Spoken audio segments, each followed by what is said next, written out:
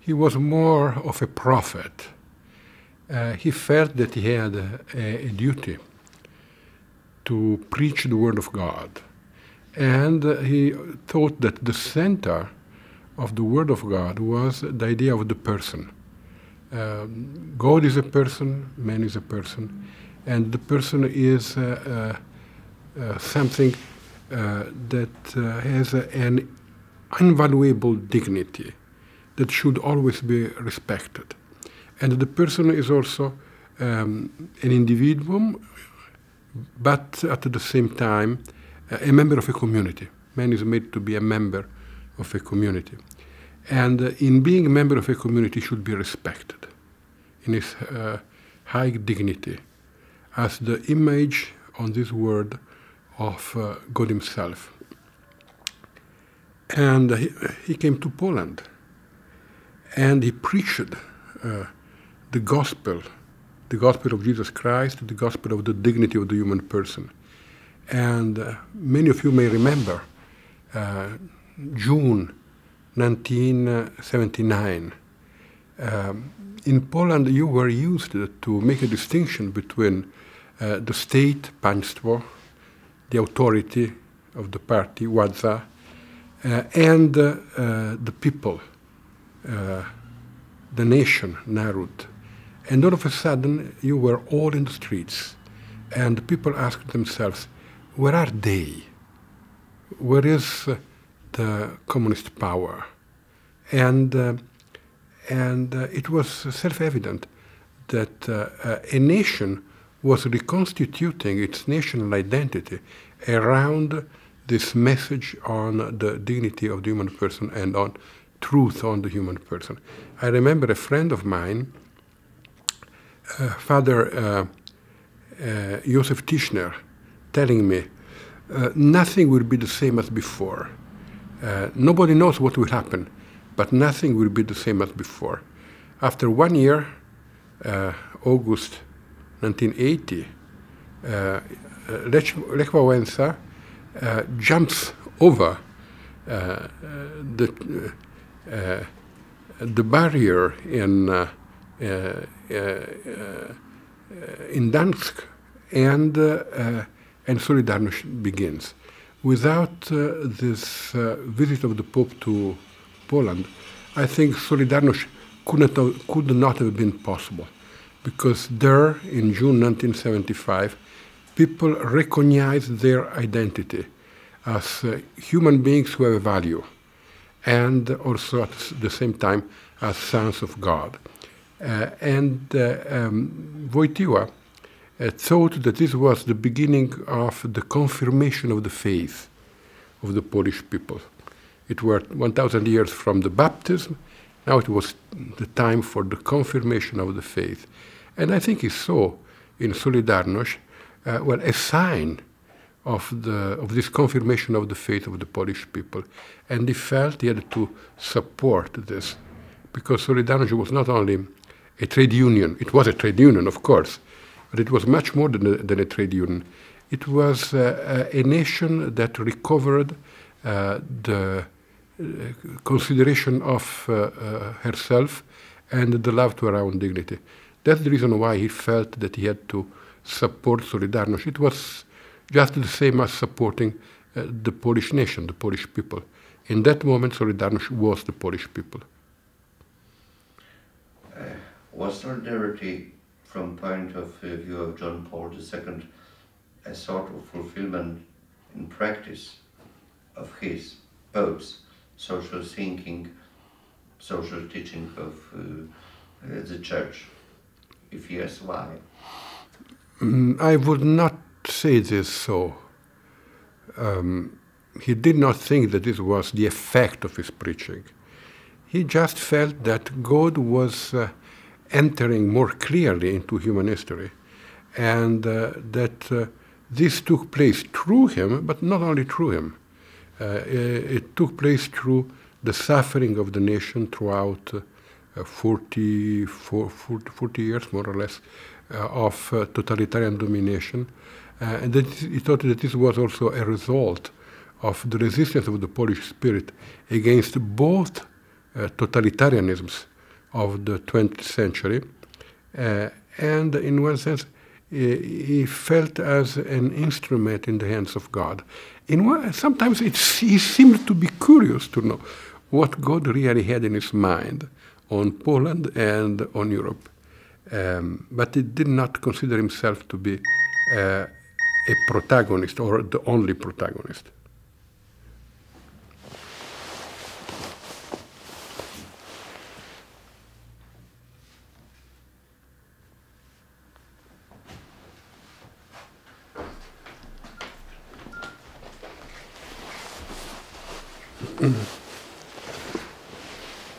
Do you see other reasons for the support of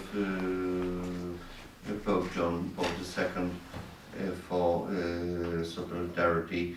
Reasons not only from the doctrinal level, maybe well, you know, Polish patriotism was involved. Well, in that case. No doubt Wojtyła was a Polish patriot, but the patriotism of Wojtyła had a particular character. They were his people. I remember coming to Poland before Solidarność and going to the church of Saint Maximilian Kolbe in Krakow. There was a large underground space. It was, I think it was Thursday, a normal working day. We went there. There was a meeting of a kind of underground university. And there were perhaps 2,000 workers. Can you imagine 2,000 workers who came there to listen? In the beginning, we sang Bogu Rodzica.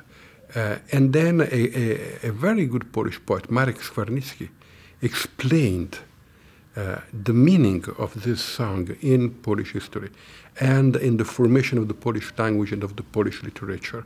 And later, a painter, I don't remember her name, showed a series of paintings on this theme, Bogu Rodzica. And then other people explained how this was involved, how these values were involved in the present situation of Poland. And the workers also took the floor, saying what they were living, the experience of their life. It was an exceptional experience of the reconstitution of the conscience of a people. And I think that he felt that they were his people, and he loved them. And this cannot be denied. It was not an abstract idea of patriotism. They were his people. They had grown together with him in an interchange. They were his friends. And he felt hope for them and with them, and sorrow sometimes when they were beaten, when they had to suffer. What was the role of the idea of solidarity in the social thinking of John Paul II? The word solidarity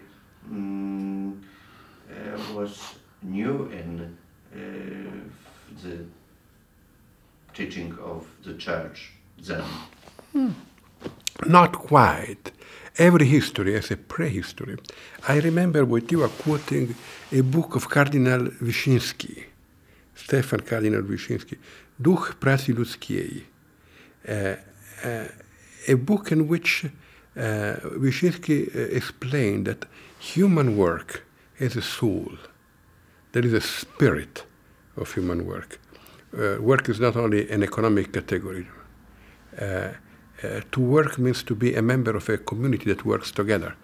And this gives me responsibilities and is the precondition for the growth of a specific kind of human friendship. If I don't do my duty, somebody else will pay for it. somebody else will have to work more than I do in order to comply with the common task. And that's the reason why we are bound to each other. And sometimes I may fail, and he will substitute me. He will take my burden on his shoulders. And sometimes I will fail, or he will fail, and I shall take on my shoulders his burden. And so we learn that although we are free individuals, we are members of a community vitally interested in the welfare of one another. I think that this is an idea that matured in the spirit of Wojtyła. And if you read Laborem Exercens, you see how this has developed. And it was not a development in the spirit of one great thinker, one great pastor of the church. In one sense, it was the development also in the conscience of a whole nation, because this happened in a living exchange with people of all kinds, intellectuals, sociologists, philosophers, workers, mothers, fathers, any kind of people. And in this sense, I think it was a practical expression of what Wojtyła had theorized, that is, that man is an individual and a community. And he felt deeply bound to this community that he constituted through his work.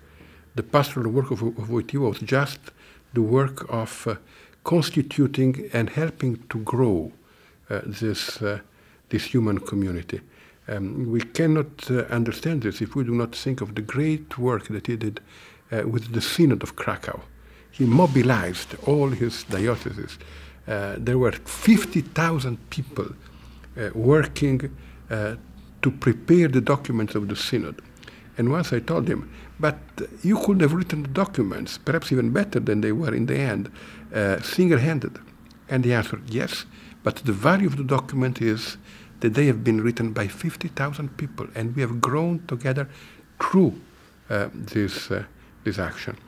Now, an Italian Marxist philosopher, Antonio Gramsci, has written once that Christian social doctrine is not to be taken seriously because it is a pure theory, but is not a praxis.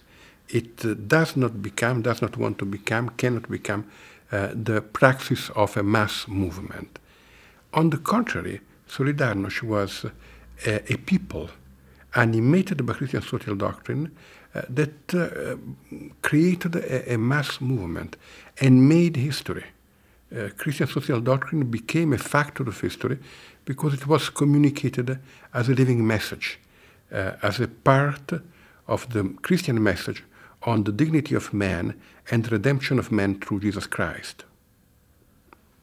You have still said about the influence of Pope John Paul II towards solidarity, but what do you think about possible inspiration from solidarity, from the events in Gdańsk in not only in Gdańsk in 1984, social thinking of John Paul? Well, I think this had a tremendous impact.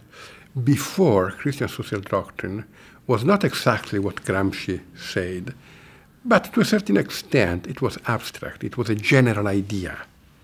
Now, Christian social doctrine became a living reality, and you had to listen from the creativity of the movement, what was going on. Of course, in the movement, not everything was good, not everything was correct, not everything was positive, but Christian social doctrine cannot be just an idea. It must be something that is elaborated in the life of millions of people. And in Solidarność, yes, this was what really happened. People that moved according to the Christian image of man in the sphere of the trade unions activity, in the sphere of work. And this was a great teaching to John Paul II too. He listened to this. Sometimes he thought that not everything was correct. Sometimes he thought that something had to be corrected.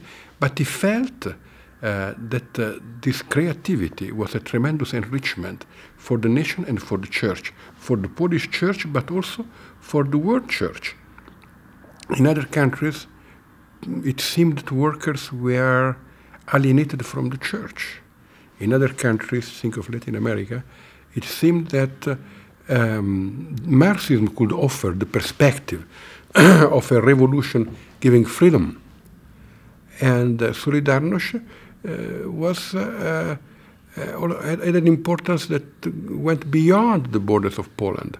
It meant, yes, you need a revolution, but a revolution can not be the communist revolution. It cannot be the revolution of violence. It must not be the revolution of hatred, of hate.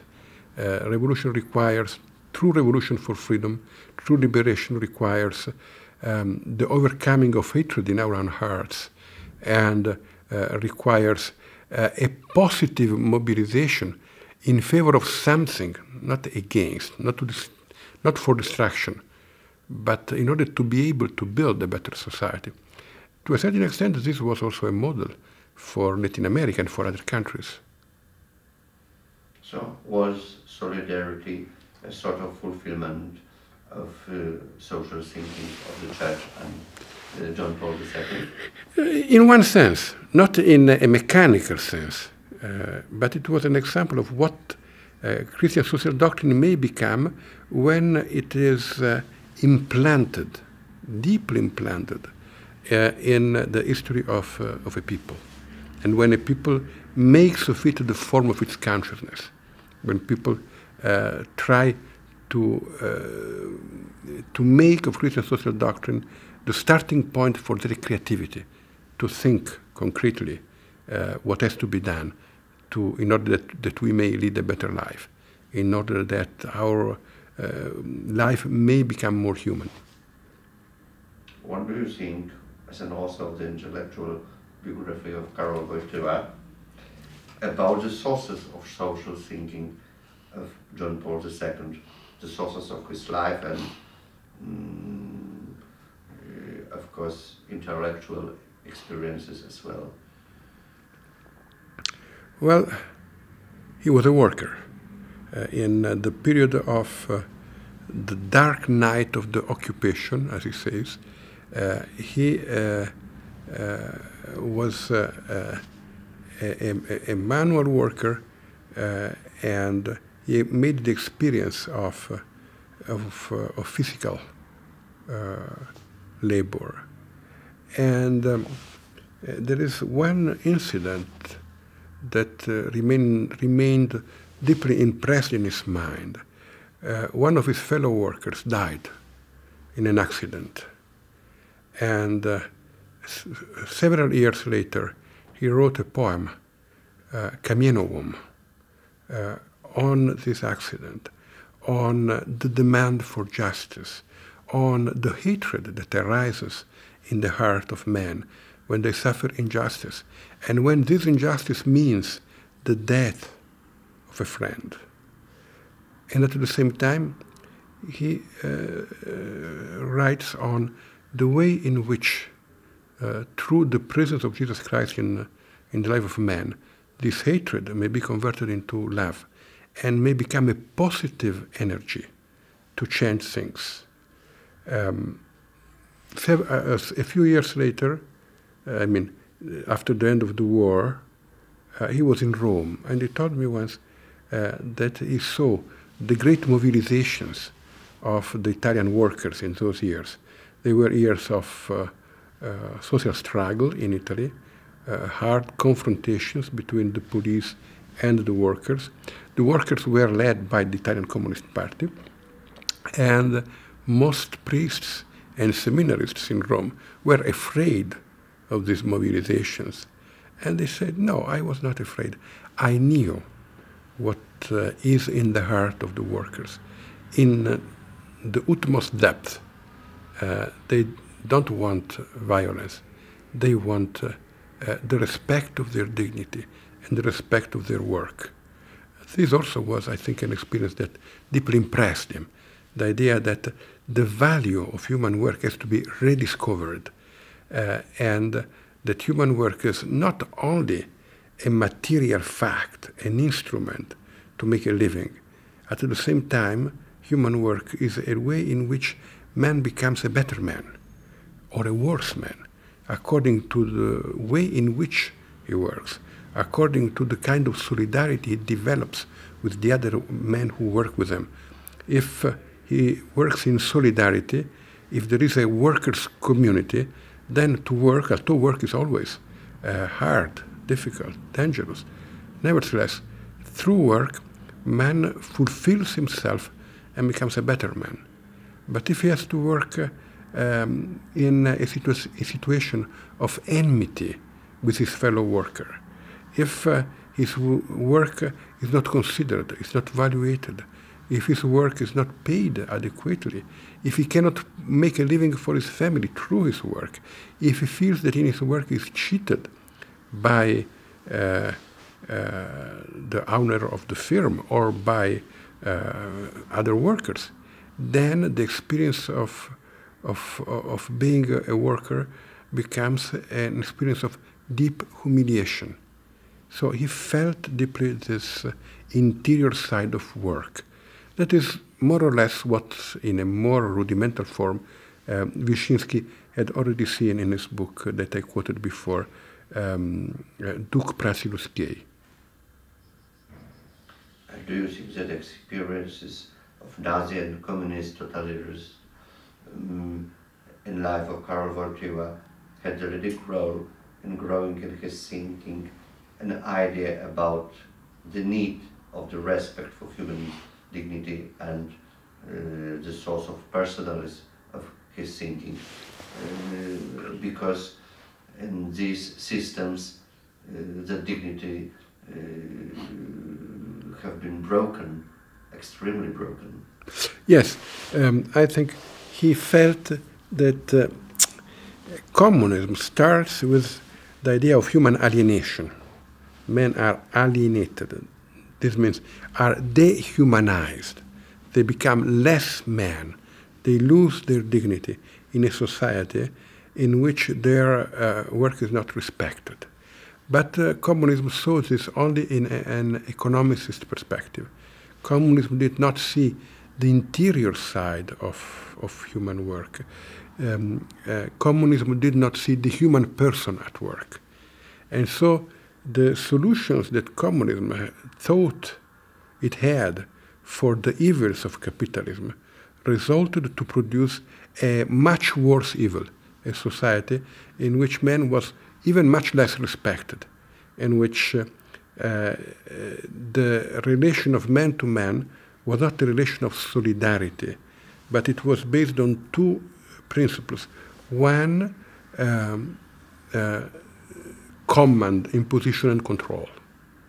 And the second, the art of deceiving, of not telling the truth, of letting people believe something that is different from the truth. So he thought that Christian social doctrine could offer an alternative, not only to communism. Communism was the worst evil, but also the societies of the West are societies that need a revolution of love inspired to Christian social doctrine. In different ways, but alienation is also an experience that we make in Western societies. And that's the reason why he was so clear in saying communism is wrong, but this does not mean that we can consider the existing capitalist society as the complete fulfillment of human history. We still need a conversion in our Western societies if man has to be recognized and respected. and on the level of philosophical thinking, what do you think about the role of context of Karol Wojtyła with phenomenological thought? Thought in his thinking about values which are existing independently towards the world of phenomena. Do you think that the sources of that role of conception of unchangeable values in thinking of Karol Wojtyła are in the philosophical thinking only, or more in the Christian faith?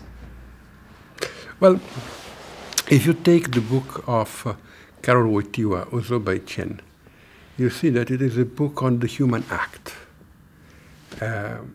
What is required for an act to be human? Not all acts of man are human acts. There are many things that we do and that do not imply in depth our humanity. Acts that an animal could equally well perform. What makes of a human act a human act, the human in the human act, is the fact that we can recognize truth, we can recognize values, and we can orient our life towards the values that we have recognized. There is, this has been explained very well by an assistant of Wojtyła, who became later a philosopher of his own, Tadeusz Styczyn of the University of Lublin. In one sense, we become prisoner of our conscience when we recognize one value or one truth. We cannot be ourselves. We can retain the respect for ourselves if we betray the value that we have recognized. And reality acquires a much deeper taste. It is much more interesting if you live according to the value that you have recognized.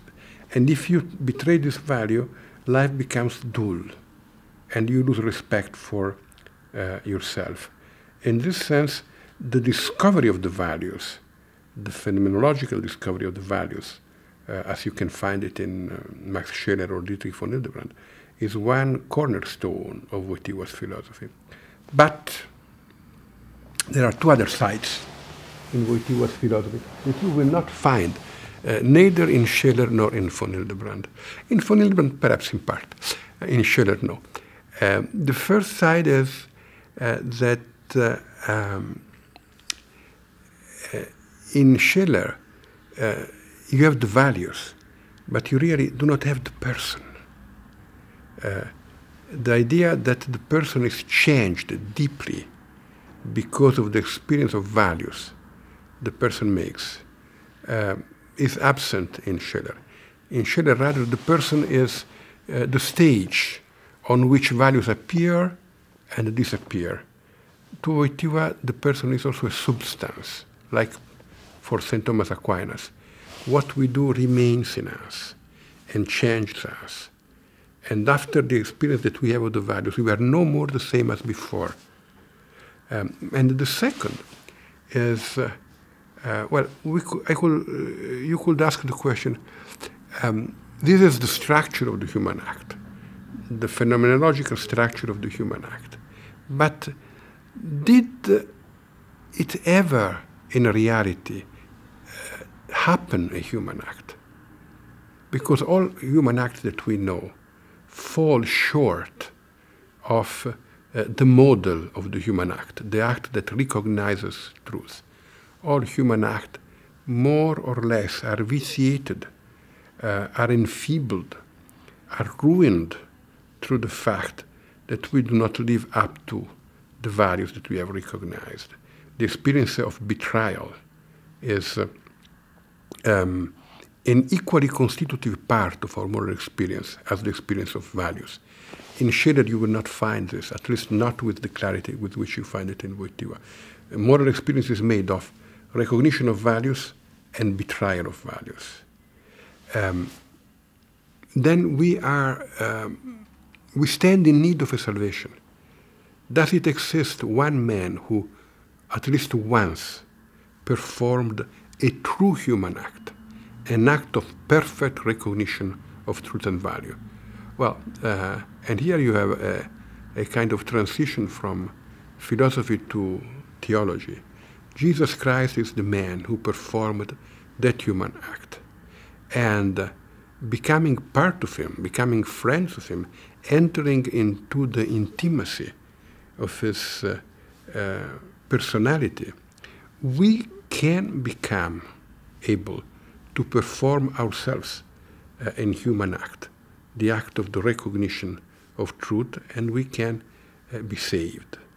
The second part is no more philosophical, it is rather theological, but you can see that it is as a kind of magnet that attracts all the philosophy of Wypowiedź, and Christology and anthropology are deeply connected with one another. He says this in his speech in here in Warsaw, 1979. I think June 2nd. It is not possible to understand man without Jesus Christ. Jesus Christ is the measure of the heart of man. And it is not possible to understand the history of nations, the history of the Polish nation, if we put within brackets that fundamental measure and criterion that is Jesus Christ. Only if we read this history of man through Jesus Christ, this history becomes an history of salvation. Otherwise, philosophy will leave us, pure phenomenology, will leave us somehow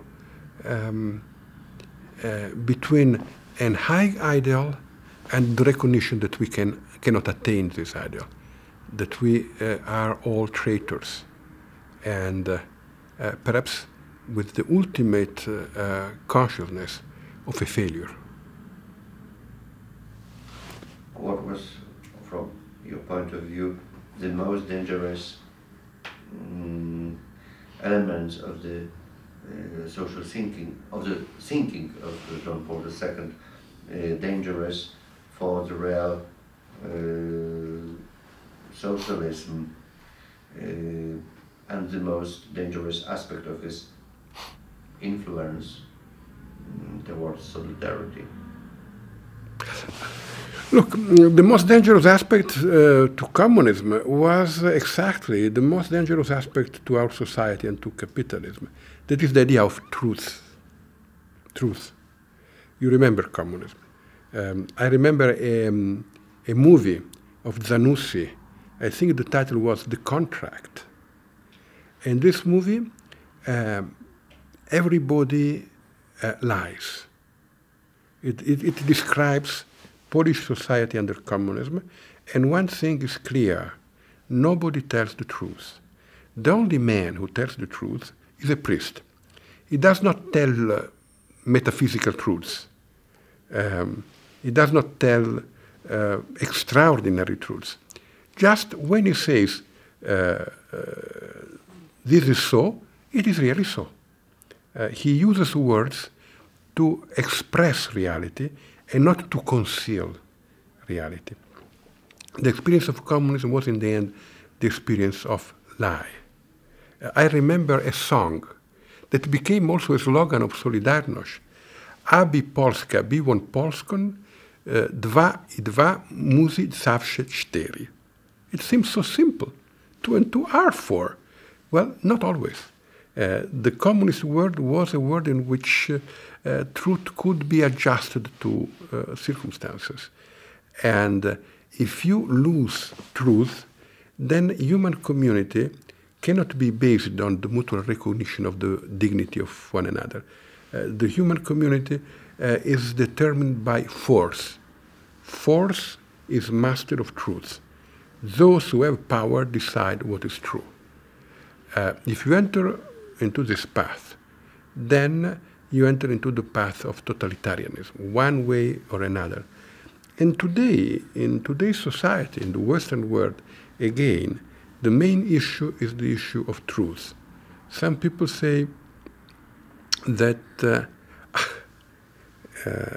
those who believe in truth are dangerous for democracy. This opinion has been attributed to Karl Popper. I don't think this is the real thought of Popper, but it has been attributed to him. Those who have deeply felt values, they are dangerous for democracy because they could not resist the temptation of imposing their values upon others. But in reality, totalitarianism, as we have known it, the totalitarianism of the 70s, of the 80s here in Poland, was the reign of untruth. Since there is no truth, power is the last word.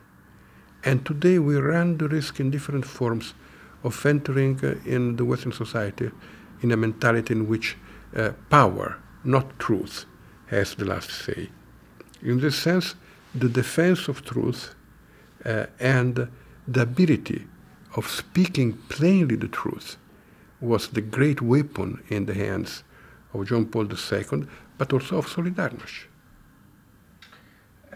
What was, from your point of view, the real attitude of John Paul II towards a real socialism and its ideology?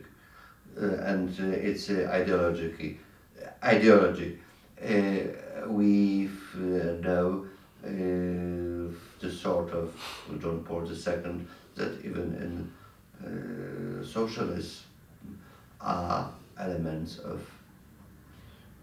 good, of truth. Well, I think that he thought that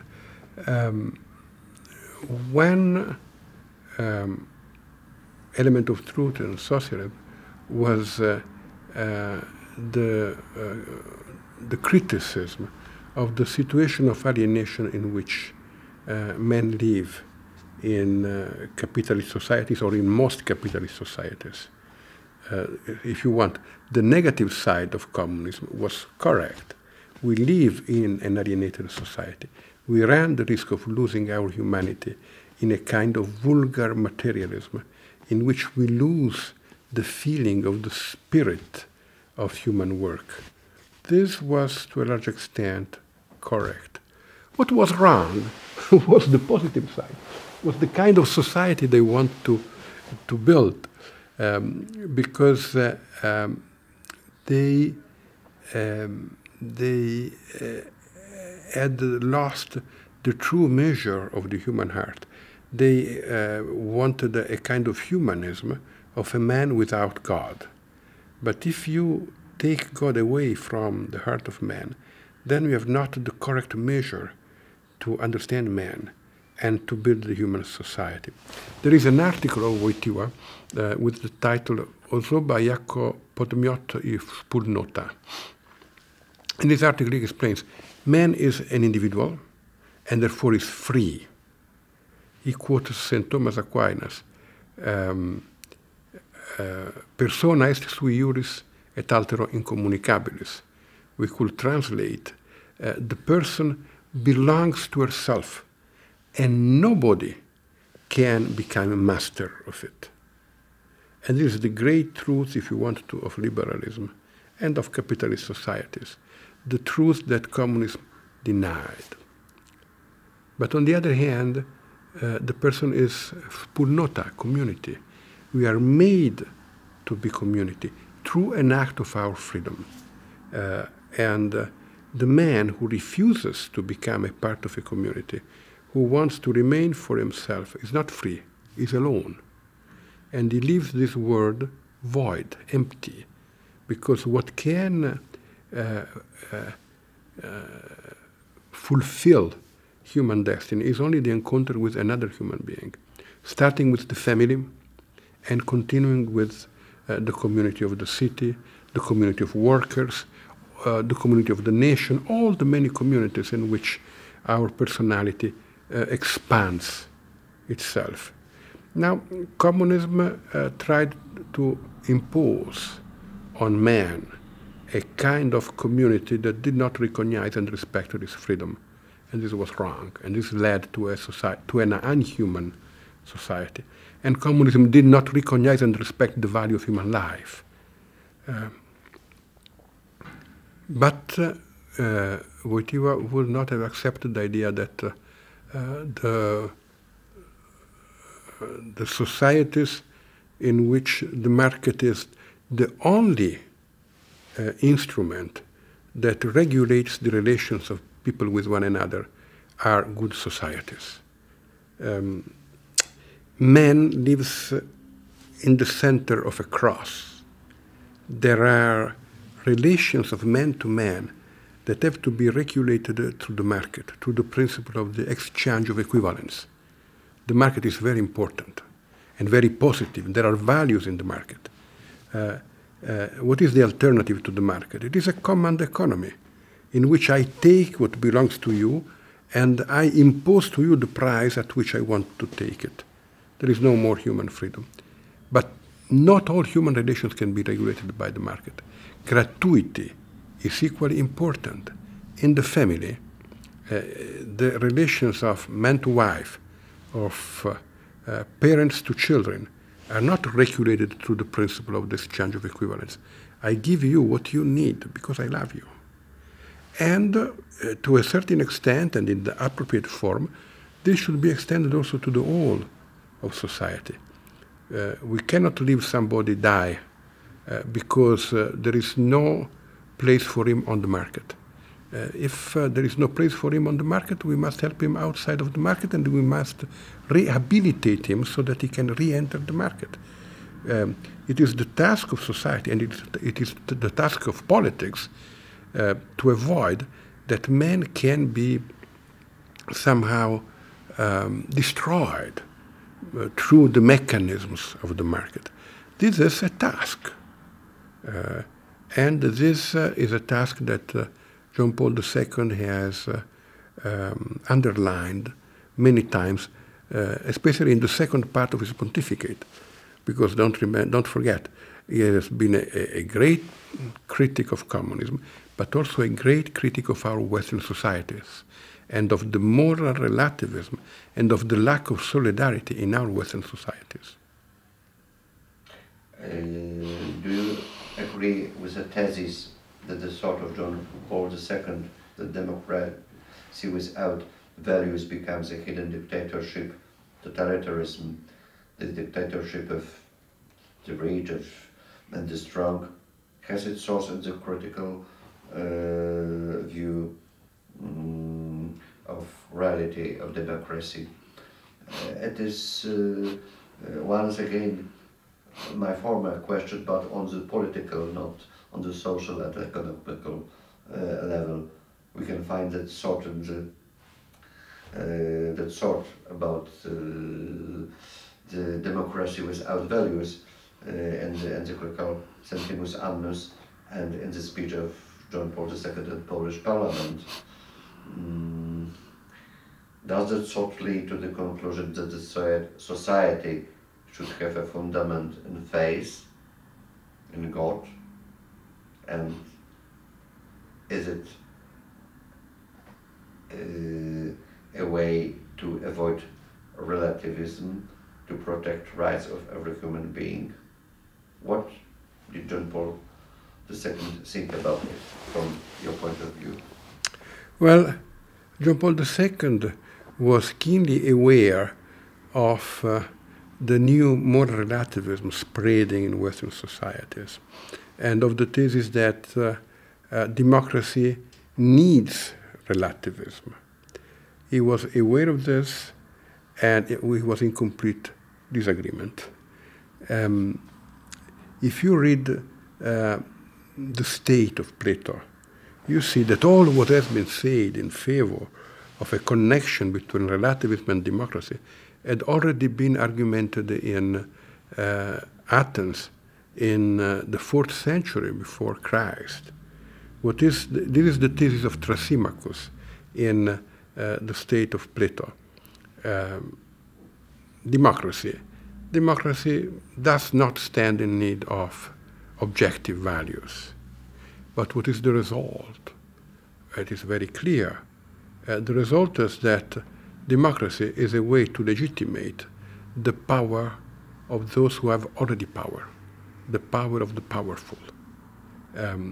If there are no values, if there is no restriction to my conscience, why should I, the politician, refuse bribery, corruption?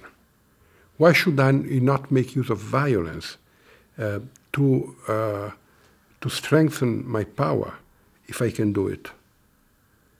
What is the defense of the people against the corruption of the mighty if there are no objective values? And is not corruption the great evil, the great malaise of our democracies? We need firm values.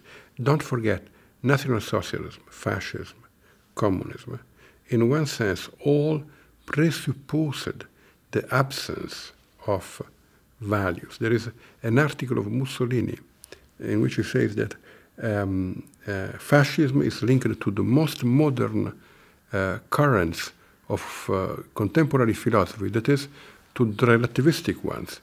If there is no objective truth, then I have the right to make use of all the force I have to impose my will. The unrestricted will of power is the result of moral relativism. I shall not set aside the objection, but religious fanaticism, the conviction of having objective truth, can also lead to authoritarianism, totalitarianism, negation of human dignity, negation of human rights. It is true. And John Paul II was very aware of this. It is true, but then you must ask the question, which religion? You cannot put all religions on the same standing. There are religions and religions. Now, in Christianity, and this was one cornerstone of the vision of John Paul II, in Christianity, you have the idea that truth does not stand in itself. Truth wants to become the form of the life of every individual human being. And this means that truth wants to enter into a dialogue with each human being. And this dialogue presupposes freedom. You cannot impose truth to another man. You need not have doubts on the truth that you have recognized in order to refrain from imposing this truth.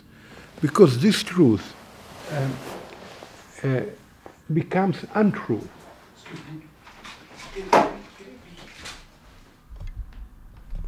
This truth becomes untrue if it is imposed to the other. Truth wants to be recognized and accepted through freedom and love.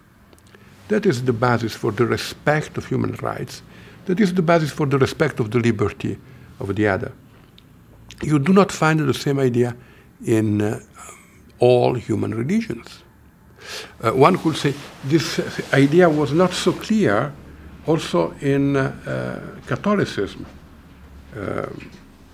And it took a long time and many struggles in order to have it recognized. This idea is, according to Wojtyła, the center of Vatican Council, of Council Vatican II, in the document Dignitatis Humanae. In one sense, for Wojtyła, Dignitatis Humanae was the real center of the Council. The Church does not renounce to any of the traditional truths, but at the same time the Church recognizes that they cannot be imposed on the conscience of human beings. They must be proposed. And there is a change of method that is absolutely fundamental for the presence of the Church in the New Age, in the coming century, in the 21st century. So Wojtyła was aware of the problems of moral relativism, And he was also aware of the problems of democracy. Don't forget, democracy never lasted for long. Greek democracy begins perhaps in 509 before Christ in Athens with the revolution of Christines, and ends in 3033, I think, with the Battle of Chaeronea. And why did Greek democracy die? Because of corruption, because of moral relativism. They did not call it moral relativism. They called it sophists, but it is the same. When the moral substance of the nation was consumed, then democracy died. If we want to preserve our democracy, then we have to reconstruct an alliance between freedom and truth. Is it possible to connect the idea of solidarity with reality of the free market economy? I know that it's the subject of your speech during the conference, and it is hard to say it in a few words, but if it is possible, I will be very grateful. Well, of course the market is positive. The market is not something negative. Sometimes also Catholics have the temptation of seeing the market as something negative. And this would be wrong. The market is the best way to allocate resources in order to have an efficient production of goods, of wares. And for this function, the market is the best possible instrument.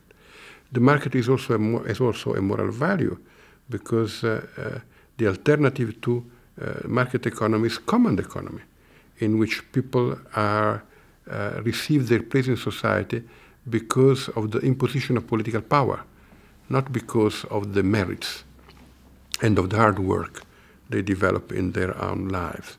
So I would not consider Wojtyła as an adversary of the free market economy. Read Centesimus Annus. But on the other hand,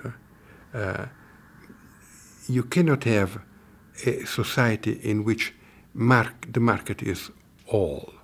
There are things that should not be sold and should not be bought. Sex, love, conscience, and many other things should not be sold and bought. Now we live in a society in which everything can be sold and bought, even human dignity, even human life. Wojtyła thought that a just society must have a sphere that does not stand in the market. If everything can be bought and sold, you have not even the market. The market dies. If everything is market, the market must die. Imagine a society in which there is no civil law, because the decisions of the judges can be bought and sold. In this society, you will not have any free market, because the market presupposes the law, and the law should not be bought and sold. And there are many other. The market presupposes the free individual who can make decisions, who can make sacrifices, who can work. But this individual is not produced in the market, it's produced in the family. If the family becomes a kind of market in which we do not recognize the infinite value of the other person, and we do not bind to one another for life through love, but it's just a place in which every day I make a calculation if what I receive from my wife is the equivalent of what I give to her. How could society survive? The nation can be reduced to the market, and human life cannot be reduced to the market. Now, in the market, there is the danger that in selling and buying human work, you can sell and buy human conscience and human life. That's the reason why workers need a specific protection. Look at what Laborem Exercens says on the trade unions, on the role of the trade unions, not against the market. but in order to make of the market one institution of the free society. The market is one fundamental institution of the free society, but the market is not, emphatically, not the free society. What is it? I wish to make an example. The market. Milton Friedman spoke about the animal spirits of capitalism. He was correct. The market is just like sex. Sex is a great power, in itself positive. Without sex, we would not be here. We would never have been born. But per accident, sex may be bad, may become bad if it is not canalized through adequate institutions so that it produces the family, the children, the work for the children, the work for the family, and so forth. The market is just the same, essentially good, but per accident it may become bad. And it is the task of morals, and in the case of the market also for politics, to keep the market good and to avoid that the market becomes bad. What is in your opinion? Już ostatnie pytanie. The last my question. What is in your opinion? The importance of the social thinking of John Paul II and the idea of solidarity in the modern world in the times of globalization? What is the sense of the words of John Paul II about the need of the globalization, of solidarity? John Paul II have said these words in Tor Vergata. I see 2 points for the globalization of solidarity. The first one regards solidarity as an event. Values are always there in history, but sometimes values become a moving force, and they become a moving force when they are incarnated in one specific human experience. Now, solidarity was a great experience that should be recognized in Europe. The problem is that today European institutions seem to consider the presence of Poland and other countries coming from communist dictature in the Union just as an enlargement. It is not a kind of new constitution, a new discovery of the roots, of the Christian and humanistic roots of Europe. And the first globalization of solidarity is to enter into the European Union, bringing with itself the heritage, the rich heritage of the suffering and of the discoveries on human dignity and human value that have been acquired through suffering and blood. And Europe must recognize this and have a new start. And this is, I think, the first part, and this was for John Paul II the battle for the recognition of the Christian roots of Europe. It was not just a battle for the recognition of the Christian roots in the 4th, 5th, 6th century. It was a battle for the recognition of the Christian roots in the 20th century, of the role of Christianity for the reconstitution of European consciousness after the First World War and after the Nazist totalitarianism and after communist totalitarianism. The second is at a more world level. In the years in which communism came to fall, we had also the great agreements of Punta del Este on the globalization of world economy, the general agreements on tariffs and trade. Capital has become world capital, but the defense of labor has retained only a national dimension. Globalization has been good for the poor of the earth, China, India, but we must recognize that globalization was not always good for the workers of our countries. We need a new general agreement on tariffs, on wages and labor, for the globalization of the defense of human rights. The defense of human rights in China is important also for the Polish workers. Today, firms move from one side of the globe to the other according to the best conditions they find. Sometimes in the best conditions are included the rights to the exploitation of workers. And if we want to avoid this, we must have a globalization of the workers' right. So the struggle for the right of workers in China is the same as the struggle for the rights of workers here in Poland. We need a globalization of the defense of human rights. Workers' rights, but also the rights of nations. Can we accept the idea that more powerful nations have a right to impose their will through the sheer use of force to smaller nations? Think of Tibet, think of Georgia, two examples in the last 1 month.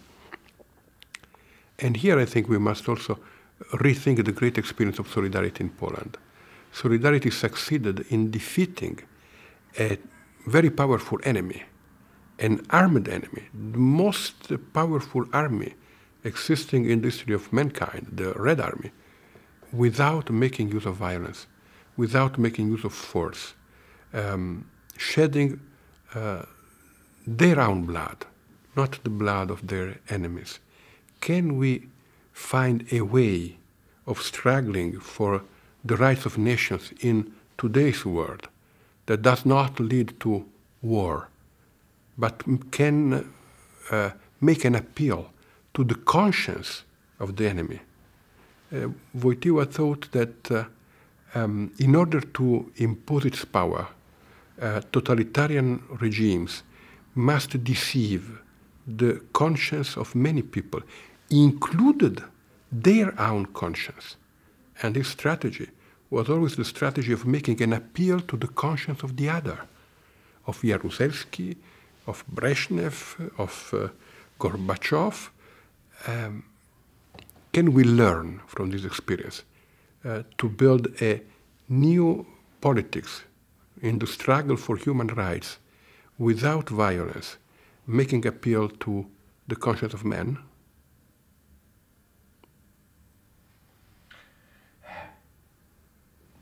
It was excellent. I am very grateful. If you want to say something,